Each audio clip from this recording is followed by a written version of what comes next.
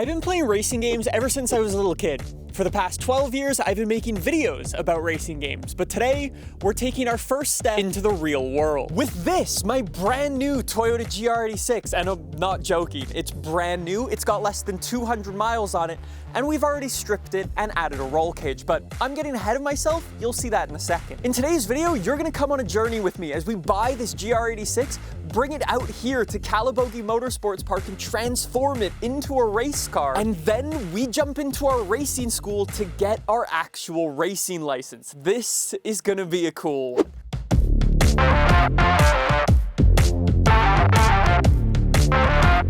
So right at the end of 2023, we picked up this brand new Toyota GR86 from a Toyota dealer up here in Canada and immediately took it to the racetrack. We dropped it off at Power Sports Garage, who built this entire car, and as you can tell, they've been busy. This is Jay. He's the owner of Power Sports Garage, and I think we should address the elephant in the room. Some reports have shown for these GR86s, you get more oil problems when your oil gets really, really hot. Obviously, we want to avoid those issues, so we've got some sneaky things up our sleeve to prevent those issues.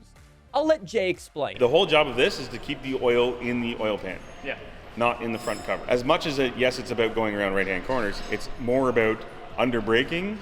You lose the oil up into the front cover. And without sloshing around, you end up with more oil in the oil pump pickup and you don't lose the oil pressure. Hopefully we won't have any issues like that. Anyways, the reason I'm hanging out at the garage today is because we're fitting these race seats, or we'll test fitting the race seats. These are awesome. They're made by the guys from RaceQuip, who have been super helpful with this entire build, so huge shout out to RaceQuip. We've got RaceQuip seats in the car, RaceQuip seat belts, and even a RaceQuip window net. You'll see that a little bit later though. If you do plan on ordering any RaceQuip seats and want racing seats for your car, RaceQuip makes it super simple. They are all FIA rated, which means you can use them in actual competitions and on an actual racing circuit. All you need to pick is what size you want to make sure it fits you and your car. For this Toyota GR86, we're running large seats, which fit me perfectly. While all of this was going on though, Sean is the fabricator who's building our roll cage using these steel bars,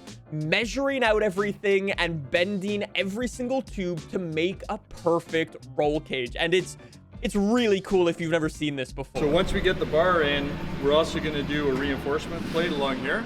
Okay. So it's just basically being able to clean everything up and not having anything in the way when we go to put the pieces on. It's a little bit of math, it's a little bit of experience. Every car is a little bit different, every cage is a little bit different. Sean totally underplayed the amount of expertise and precision and math that goes into building a roll cage. It is truly unbelievable. Obviously, every single tube and bar that needs to go into the car needs to be bent into the right shape. So that's what Sean is setting up right here. Using all of his math and his calculations and measurements from before, he goes, okay, this tube is going into this 3D piece, so it has to bend around the door. And every single time he pulls that bar, the tube, the bar, the steel is physically bending, and he's aiming for a very, very specific angle. You can see just looking at the back of the car here, how many different bends go through these tubes just to give you as much room as possible. Sean's got a lot of tubes to bend and a lot of welding to do. We'll let him work. In the meantime, we can finally toss the RaceQuip seat in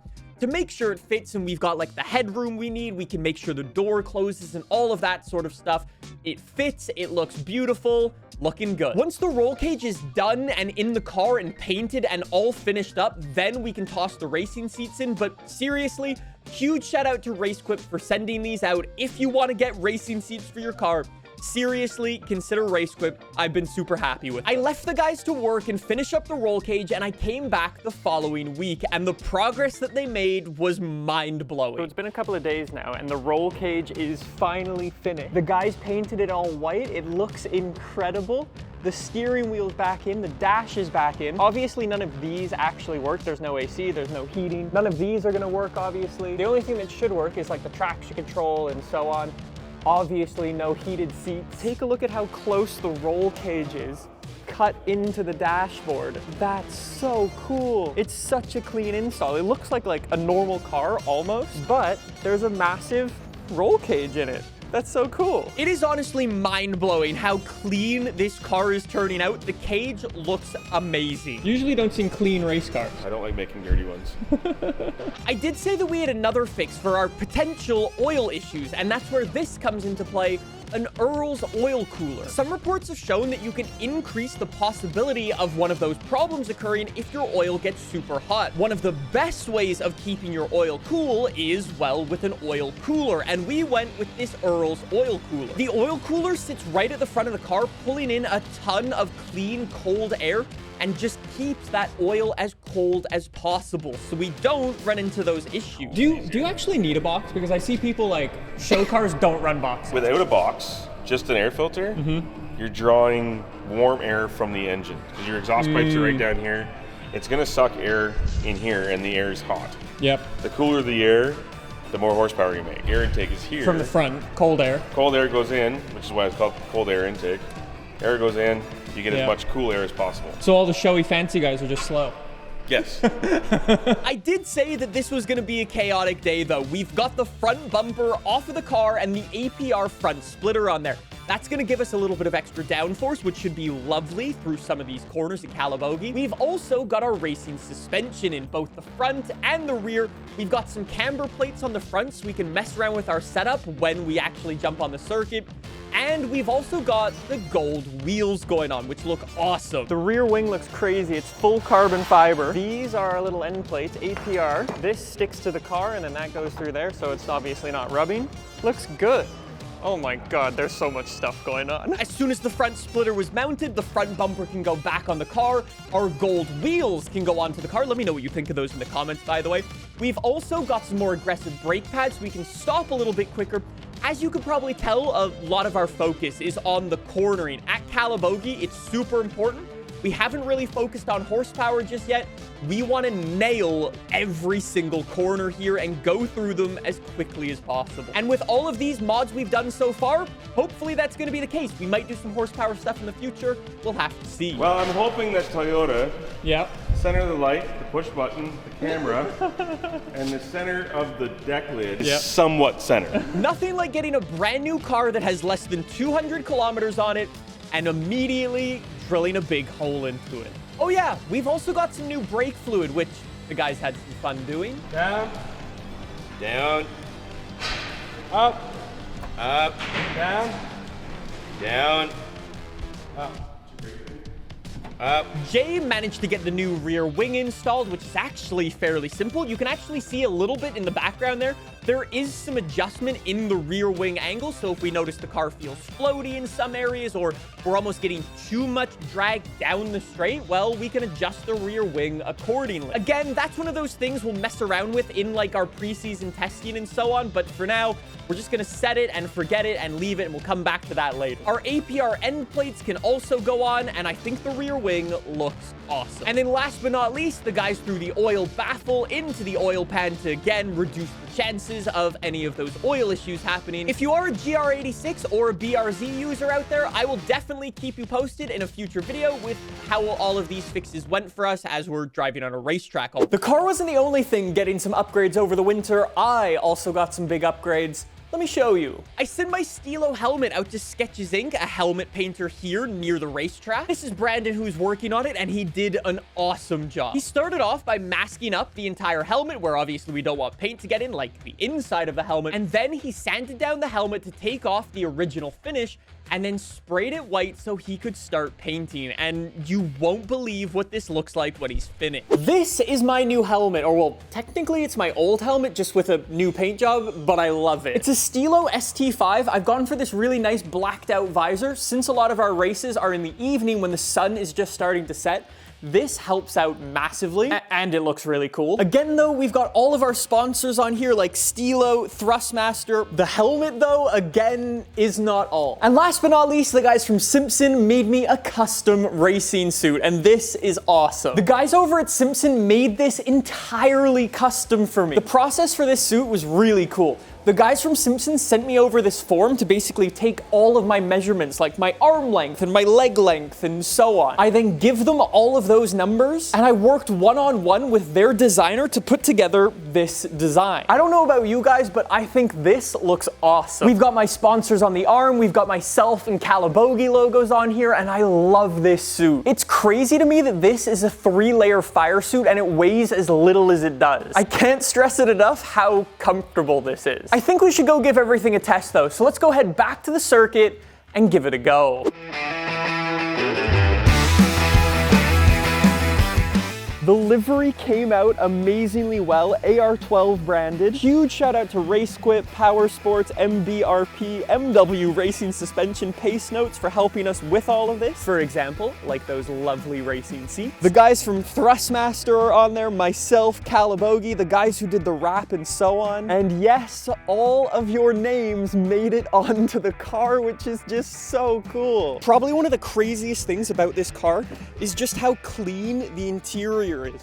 Like, take a look at it from this perspective. It looks sort of kind of like a normal GR86. We've still got all of the standard air vents, we've still got all of the climate controls, and we've even got the normal Toyota steering wheel. We removed the airbag from there because we're using a 6-point harness from our lovely friends over at RaceQuip. All of these air vents don't actually lead to anything because there's no AC, there is no heating. And it's the same story for the doors. Like, we've even got the factory door handle in there and the factory lock, but everything beneath it has been cut out and removed. This is where the window would usually go, but we don't have any windows, so there's nothing there. I think overall the car came out super, super nicely. Now we need to go take some photos and get it out on the track for the very first time. So today isn't about setting lap times or anything like that. We just want to make sure the car actually works, and as we're doing that, take some cool photos of it. Obviously we did so much work to this car. We took so much stuff out of it. The car is throwing so many warning lights because it doesn't know what's going on. Like I said, we pulled the airbags out of the car, but the car is still freaking out going, oh, the airbags aren't working, the airbags aren't working. I wonder why. What's cool about all the video and the photos that we're taking is we're actually going to be using them to create posters, thumbnails, and even driver's cards. When you're watching this video, the driver's cards might already be on the AR12 store, so if you want to go check them out, I'll link to them in the description down below. They have free shipping anywhere in the world. Go check them out.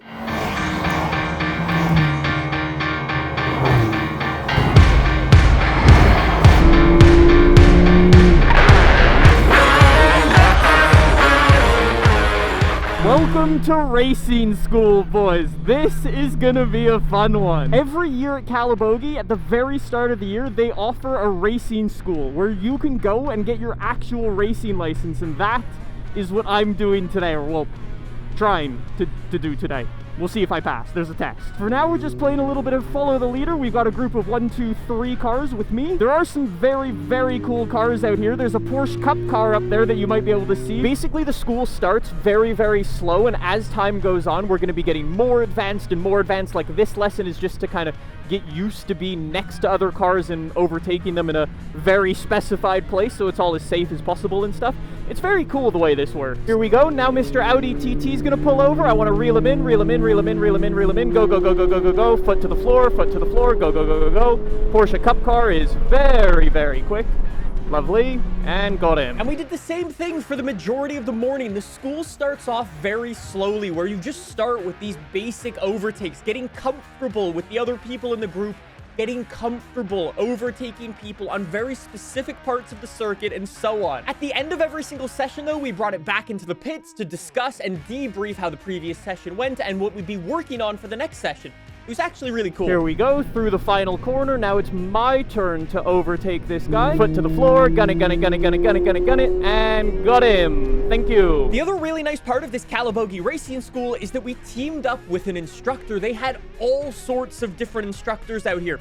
Guys who raced in America, guys who raced in Europe, guys who are super familiar with this circuit, and so on. It was really cool to get a whole bunch of different perspectives from all of these different drivers about different racing lines, turn-in points, getting on the brakes, and things like that. Basically, it would give you the opportunity to hear what one driver says, experiment with it, see if it works for you. If it works for you, great. Do it more often. If it doesn't work for you, maybe go back to what you were doing before, or get another instructor in the car to give you another idea. My session was cut a little bit short, though. Nearly ran out of fuel on the racetrack, decided to make a cheeky pit stop. So I'm gonna go and pay in all my racing gear. I think it looks funny, if I'm honest. Ran out of fuel. All right, let's go again. As long as I don't have the seatbelt up my bum, which I currently do.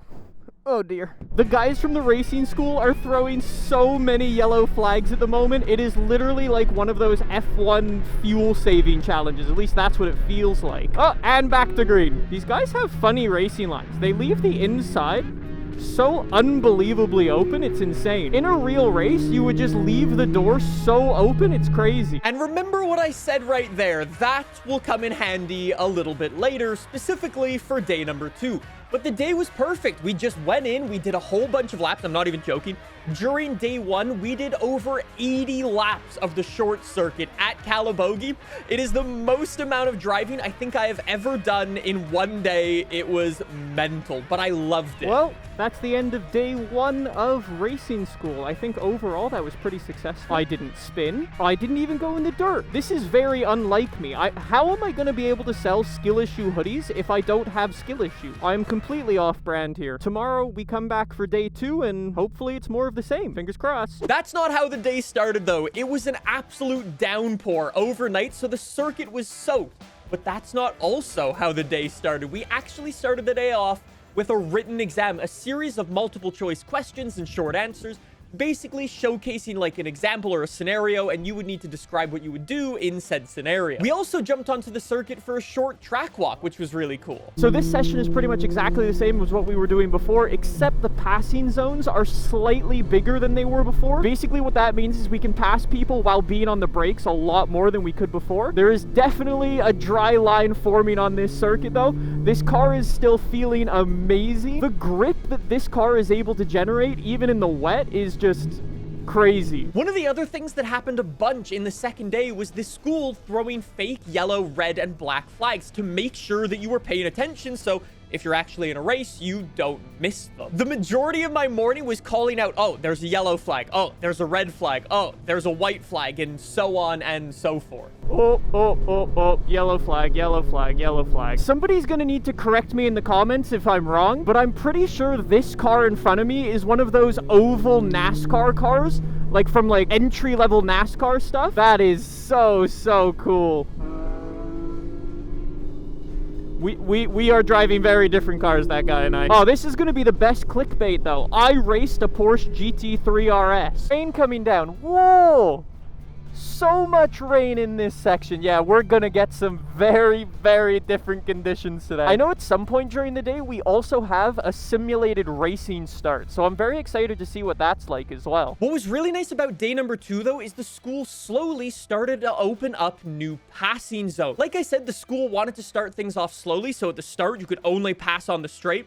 But as the day 2 went on, we could slowly start to pass on the brakes going into overtaking corner. I teamed up with another one of the instructors here, and you can hear him trying to coach me and teach me and encourage me to make some overtakes on the brakes, because that's obviously where my car is the best. That's where I should be making my overtakes.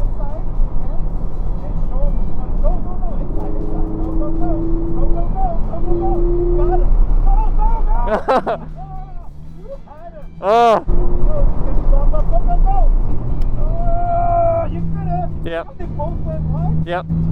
That's my line too. I do not trust the other person. I can do it. I don't trust him.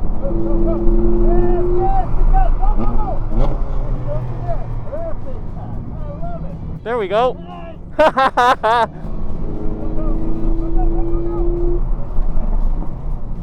Could have had that Mustang too.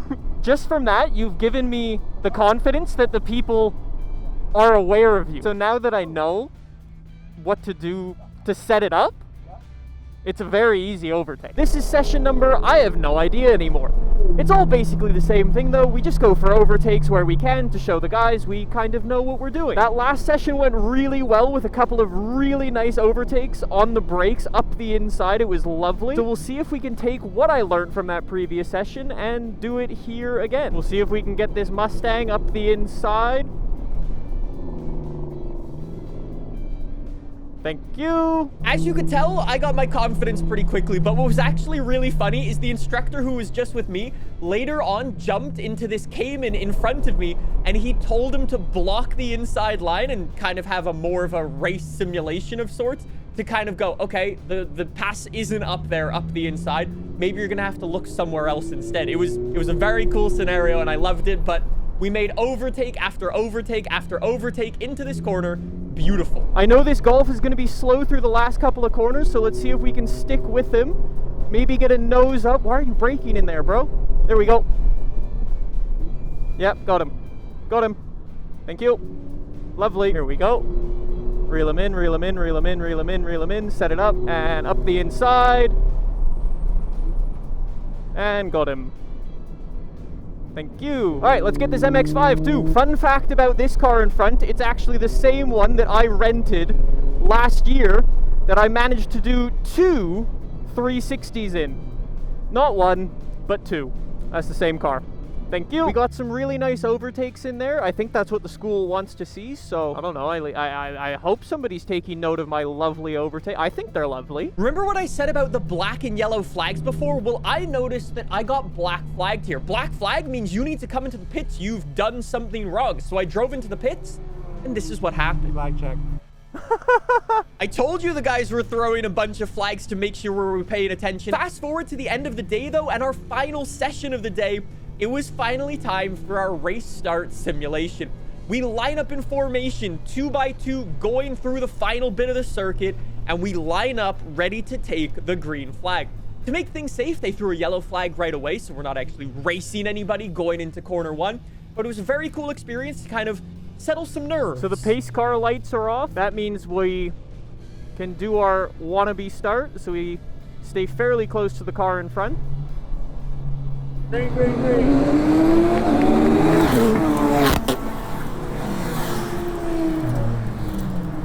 Well, that's racing school officially completed. Hopefully completed. Hopefully I passed. At the end of that session, my tires were getting very, very toasty and very, very slippery. Hopefully that's good enough. We shall find out, I guess. At the end of the day, though, was I able to get my racing license? Did I pass the test? Well, I spoke to some of the instructors after the school, and they said I got a 17 out of 20 on the written exam, which was actually way better than I thought I would get. But the bigger question is, was I able to show the instructors that I saw the flags, was able to make overtakes safely, and be predictable on the racing circuit? It was. We passed. So we officially have our racing license now, which means in the next episode, we can have our first race of the season. And I'm not gonna lie, it didn't start out that well. Subscribe if you wanna see that. Thanks for watching.